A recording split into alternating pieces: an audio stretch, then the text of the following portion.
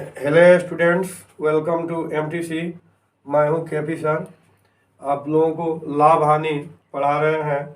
तो लाभ हानि में क्रय मूल्य किसको कहते हैं, विक्रय मूल्य किसको कहते हैं, ये चीज़ बता दिए। और लाभ हानि कब होता है, कब लाभ होता है, इसके बारे में भी बता चुके हैं। चलिए इससे हम आगे बढ़ते हैं। विक्रय मूल्य, विक्रय मूल्य या विमूल्य या फिर विक्रय मूल्य कह सकते हैं। विक्रय मूल्य, विक्रय मूल्य, इसको सेलिंग प्राइस यानी एसपी से सूचित करते हैं, बता चुके हैं। तो आपका एसपी बराबर दो फॉर्मूला होगा, जैसा कि लाभ होगा और हानि होगा। यदि लाभ होगा तो लाभ की स्थिति में विक्रय मूल्य क्या होगा, आपका क्रय मूल्य, क्रय मूल्य जोड़ लाभ होगा, विक्रय मूल्य बराबर। आज यदि विक्रय मूल्य यानी लाभ न होगा तो क्या होगा, विक्रय मूल्य। विक्रय मूल्य या बी मूल्य यानी एचपी इक्वल टू, यदि लाभ न हो तो लाभ नहीं होगा तो हानि होगा, यदि लाभ नहीं होगा तो हानि होगा। तो क्रय मूल्य माइनस हानि, क्रय मूल्य माइनस हानि। उसी तरह से क्रय मूल्य को देखिए, क्रय मूल्य क्या होगा। तो जिस तरह से क्रय मूल्य में दो गो होगा, इसको सीपी से डिनोटेड करते हैं, तो ये भी आपका डबल हो जाएगा। जैसे क्रय मूल्य बराबर होगा विक्रय मूल्य और लाभ होगा तो माइनस लाभ। क्रय मूल्य बराबर विक्रय मूल्य माइनस लाभ। यदि विक्रय मूल्य और लाभ पाता हो तो क्रय मूल्य निकाल सकते हैं। विक्रय मूल्य से लाभ घटा देंगे तो क्रय मूल्य निकल जाएगा। दूसरी स्थिति क्रय मूल्य का ये है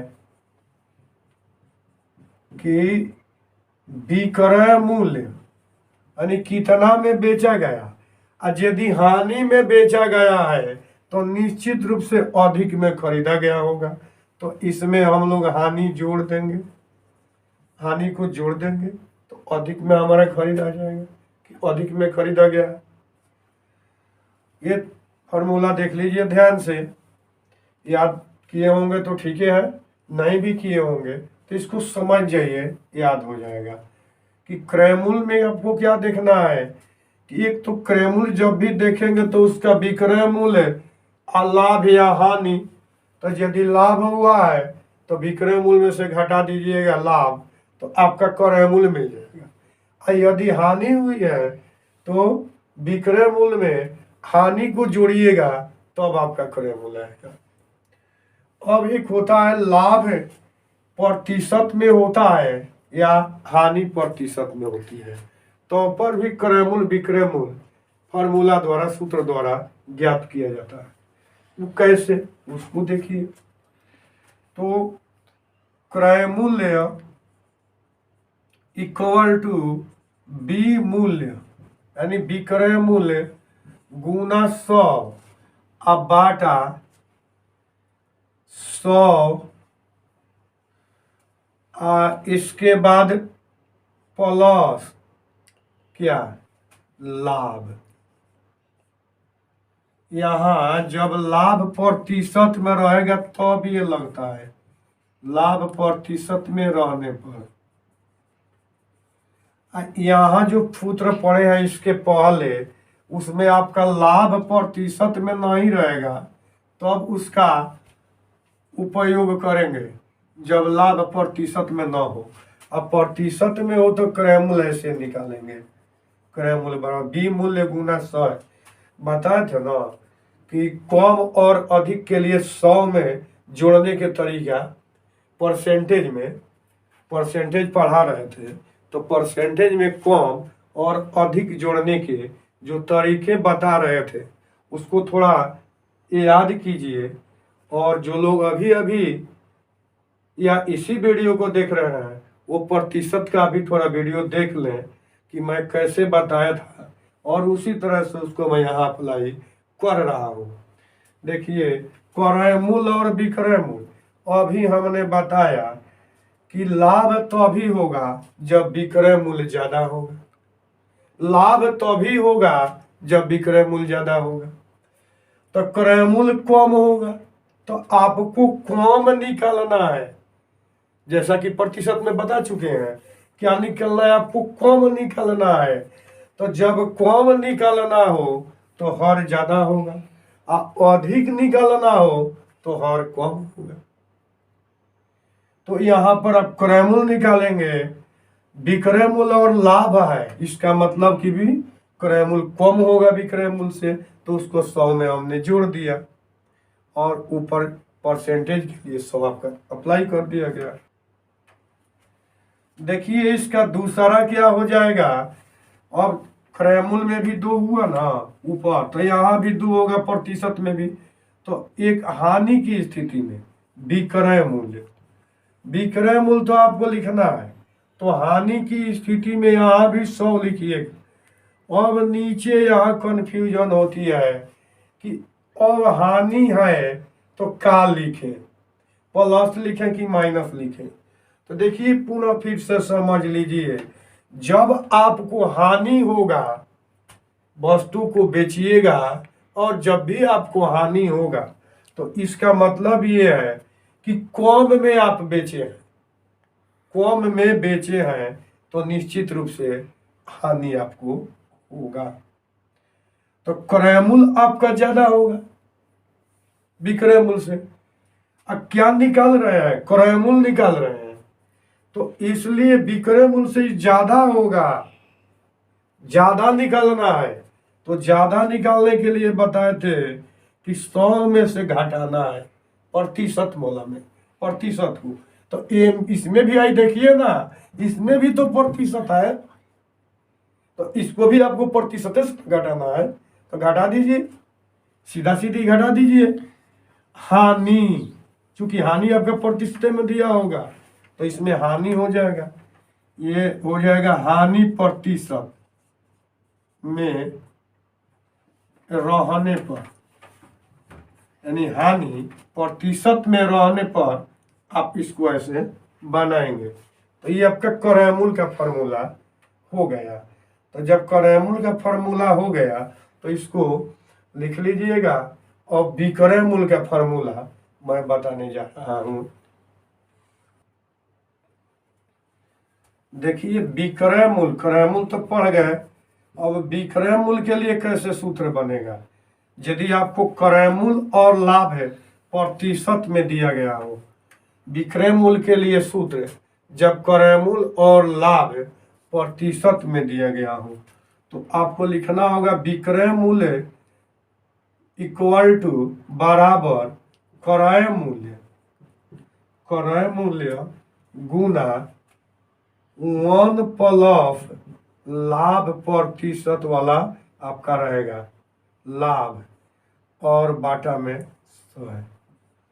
ये आपका सूत्र हो जाएगा। ऐसे आप प्रतिशत भी डाल सकते हैं, कोई दिक्कत नहीं।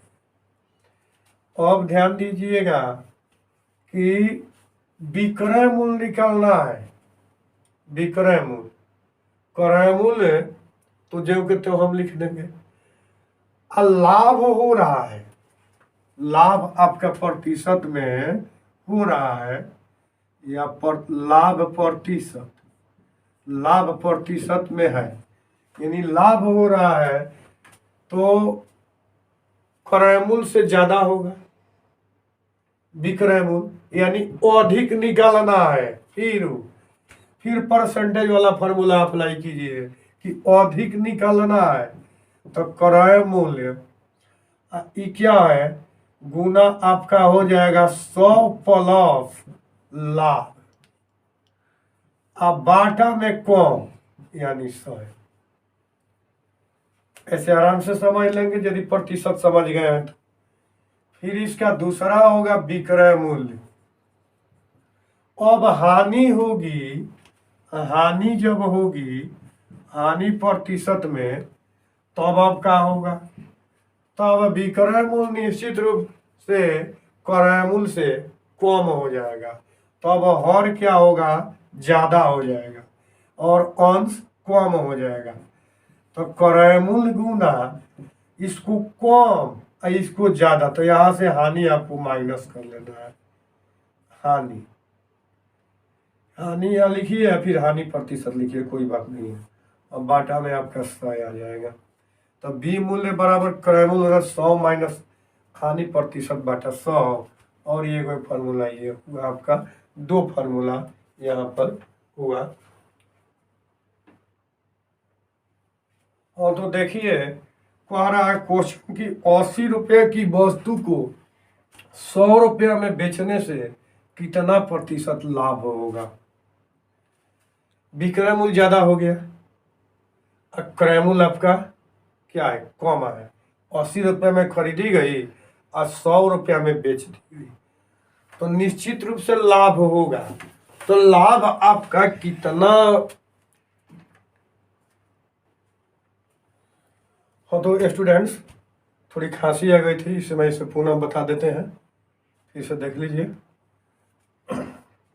80 रुपया में बेची जाती है, सॉरी 100 रुपया में बेची जाती है 80 रुपये की वस्तु, तो आपको लाभ हो रहा है। तो लाभ हो रहा है तो कितना प्रतिशत लाभ हो रहा है आपको निकालना है। लाभ कितना प्रतिशत में निकालना है, पहले तो आपको लाभ जानना होगा कितना लाभ हो रहा है। तो 100 माइनस 80 का लाभ होगा कितना में, तो ये लाभ आपका कितना में होगा, 100 रुपया में कि 80 रुपया में। तो ध्यान दीजिएगा, जो वस्तु खरीदे हैं 100 रुपया में नहीं खरीदे हैं, 80 रुपया में खरीदे हैं। आप अपने पॉकेट से 80 रुपया लगाए हैं वस्तु पर, 100 रुपया बेचे हैं, 100 रुपया आपको पॉकेट में आया है, तो कितना अधिक आया है, तो 20 रुपया कहिएगा कि अधिक आ गया। तो कितना में 20 रुपया, कितना खर्च उस पर किए थे, 80 रुपया खर्च किए थे, तो 80 आपका नीचे हो जाएगा 80, और ये आपका भिन्न में आएगा। किस में आएगा, भिन्न में।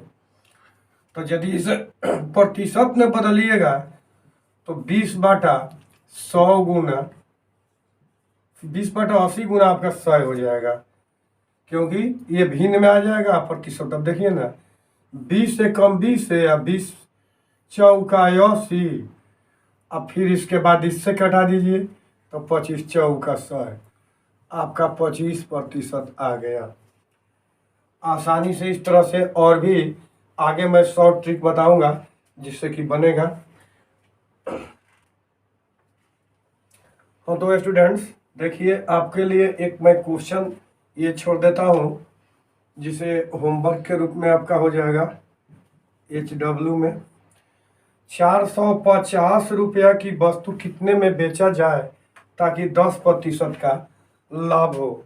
ऐसा करते हैं कि आप लोग इसे अच्छी तरह से बना लेंगे, और जो भी हमारा वीडियो है उसको रिवीजन करते रहेंगे। हाँ, प्रतिशत वाला आप लोग रिवीजन कर लेंगे तो बेहतर होगा, इसलिए कि इसमें प्रतिशत की आवश्यकता पड़ेगी। तब तक के लिए आज इतना ही रहेगा, फिर नेक्स्ट दिन आपसे वीडियो में मिलते हैं। तब तक के लिए बाय बाय।